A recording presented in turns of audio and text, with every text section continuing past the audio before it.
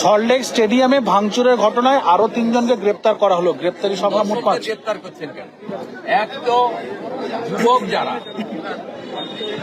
সেই যুবকদের ইমোশনকে নষ্ট করেছে।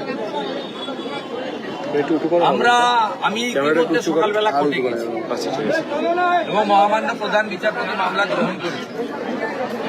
আমি আমার লয়ারকে অ্যাডভাইস করেছি শুনানির সময় এই গ্রেপ্তার বন্ধ করার জন্য এফআইআর এর উপর স্টে চাই। খুব অন্যায় করছে। বেকার যুবকরা তাদের ইনকামের অর্থ, গচ্ছিত অর্থ এমনকি ধার করে নিয়ে গেছে। তারা মিশি ভক্ত, তাদেরকে উল্টে গ্রেপ্তার কেন করছে? আর আপনার অরূপ বিশ্বাস, সুজিত বোস কেন বাইরে আছে? আপনি আগে অরূপ বিশ্বাসকে গ্রেপ্তার করুন। এটা যেটা হচ্ছে ইয়াং জেনারেশনের সঙ্গে, এর ফলাফল কিন্তু খারাপ হবে। এটা যা করছে আগামী দিনে যদি অনেক ঘটনা ঘটেছে সম্প্রতি, আর বহিঃপ্রকাশ ঘটে, তার জন্য দায়িত্ব বর্তাবে কিন্তু এই রাজ্যের পুলিশ মন্ত্রী এবং পুলিশ।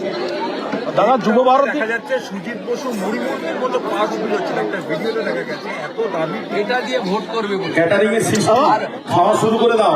মায়েরা বসে গেছেন, সিস্টেম খাওয়া শুরু করে দাও। আরে দাঁড়ান তো বাংলা বোঝেন না, ওনাকে দিয়ে আর্জেন্টিনিয়ান ভাষায় লিখে দিত খেলা হবে। এটা পাশ থেকে বলা তো খেলা হবে, উল্টো খেলা হয়ে গেছে। পরে একজন আছে ভগবান, তার মার। আপনারা নবান্নতে যাচ্ছেন না কেন? হুমায়ুনের ভাই ইমামদের সঙ্গে মিটিং চলছে। আমার তো ক্যামেরা পাঠান।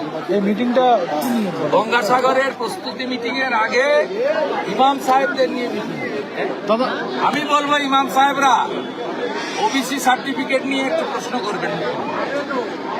ওয়াকফ অ্যামেন্ডমেন্ট বিল মুখ্যমন্ত্রী বলেছিল প্রাণ থাকতে চালু করতে দেব না, ওটা নিয়ে একবার প্রশ্ন করবেন। আর প্রশ্ন করবেন আপনাদের ধর্মীয় স্থান তৈরি করতে গিয়ে তৃণমূলের এমএলএ কেন সাসপেন্ড? তিনটে প্রশ্ন ইমামরা যেন করেন, ইমাম সাহেবরা। নবান্নতে এখন ওনাদের নিয়ে বসেছেন ড্যামেজ করেন। বিষয় না। আমরা সংখ্যালঘুদের বলি মোদিজিকে দেখে উন্নয়নের জন্য ভোট দাও। 4 কোটি মুসলমান থাকে উত্তরপ্রদেশে, কারোর কোনো ক্ষতি হয়, কেউ ডিটেনশন ক্যাম্পেও যায়নি, কারো ধর্ম আছে তারপরেও ভোট দেয় না।